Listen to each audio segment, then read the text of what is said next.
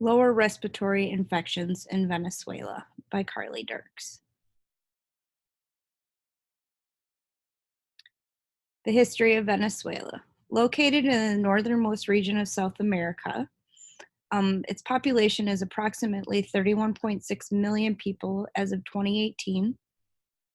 It once was the richest country in South America, but due to dictatorship overtaking the democratic society, this has dramatically changed. The country has been in socioeconomic and political turmoil since the early 2000s, causing economic inflation, shortage of food and medical supplies, and an increase in poverty. What is a lower respiratory infection? It is an infection below the voice box. This includes pneumonia, bronchitis, tuberculosis, and other respiratory illnesses. Signs and symptoms typically are fever, cough, difficulty breathing, and can also include chest pain, wheezing, and a bluish tint to the skin. What causes lower respiratory infections? There's multiple infectious agents. These can include influenza, RSV, and pneumococcal pneumonia. There are some environmental causes also. These are typically irritants such as tobacco smoke, dust, chemicals, air pollution, or allergens. The major risk factors for acquiring a LRI is typically age, children less than 5 and adults over 70, a patient's immunity status, if they are malnourished, or if they just have a lack of quality health care. The impact of lower respiratory infections.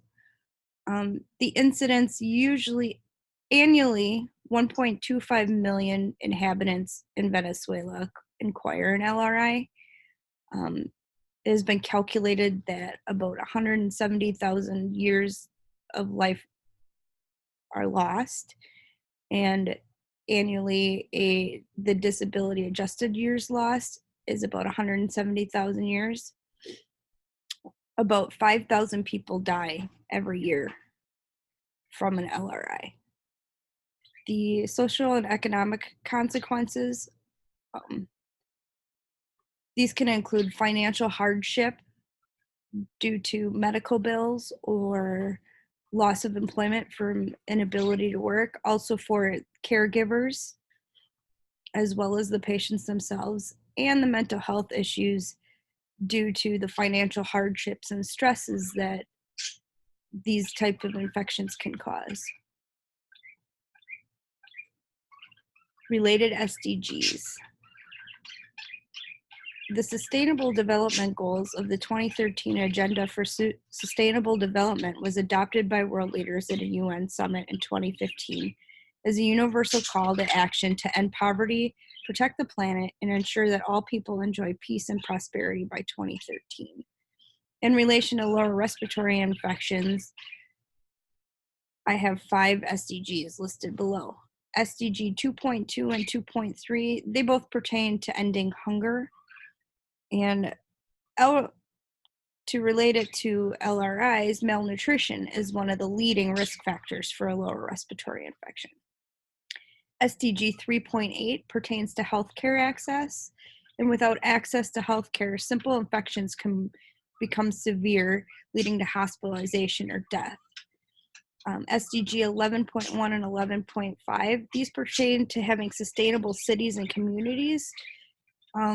Without having safe and clean housing, the risk of encountering irritants that can cause an LRI is increased.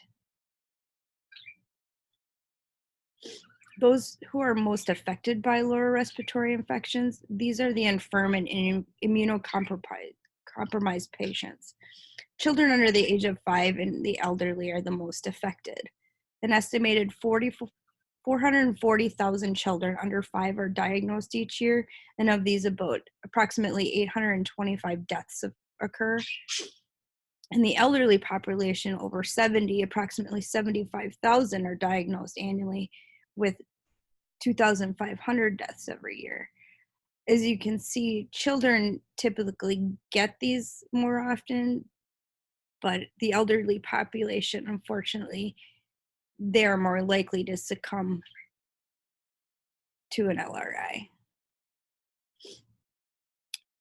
Currently in Venezuela, approaches to reduce the amount of lower respiratory infections, there's really not a lot being done right now due to the socioeconomic issues. Um, right now, they have massive inflation problems. Because of these inflation problems, they have a lack of medical supplies and care. Hospitals and pharmacies have run out of the needed supplies and medication to treat these infections. Residents have resorted to buying needed items off of the black market, which causes more inflation.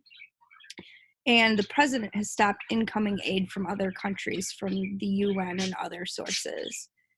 They are also having a problem with providers leaving the country in mass exodus because they can't properly treat their patients and just because of the turmoil that has been going on around them. Luckily, there have been a few aid groups allowed in, such as Caritas.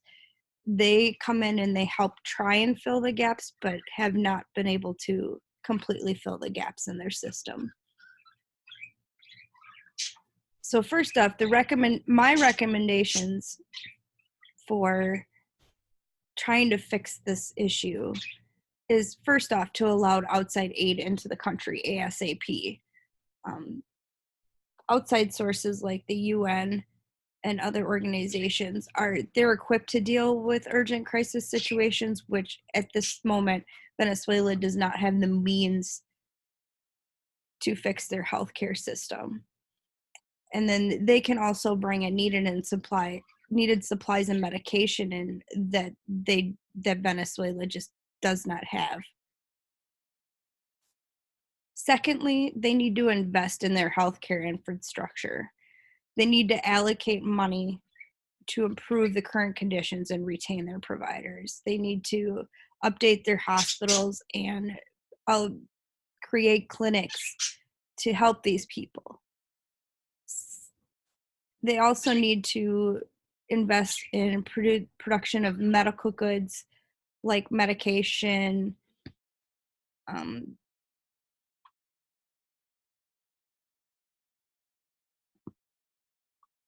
and thirdly, they need to fix their currency exchange system. This is the root cause of hyperinflation.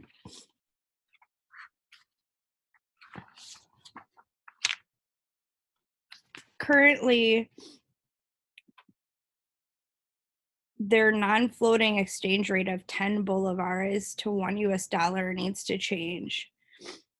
The worth of the bolivar to US dollars on the black market is extremely inflated, sometimes 1,000 bolivars to $1. This black market inflation raises the prices of imports for basic goods, which drives the government to clamp down farther with rationing and price controls, which causes shortages, which in turn drives more people into the black market, which drives the black market exchange rate ever higher and feeds into inflation. It's a never-ending cycle. They need to fix this issue by changing this, which will allow those products to stay in their country and eliminate price gouging. And this will give people that live there financial stability, and then they are able to afford the essentials for life: food, medical care, and medications. In conclusion, Venezuela has a lot of work to do, and they need to allow help from outside to come in and help them restructure their current system.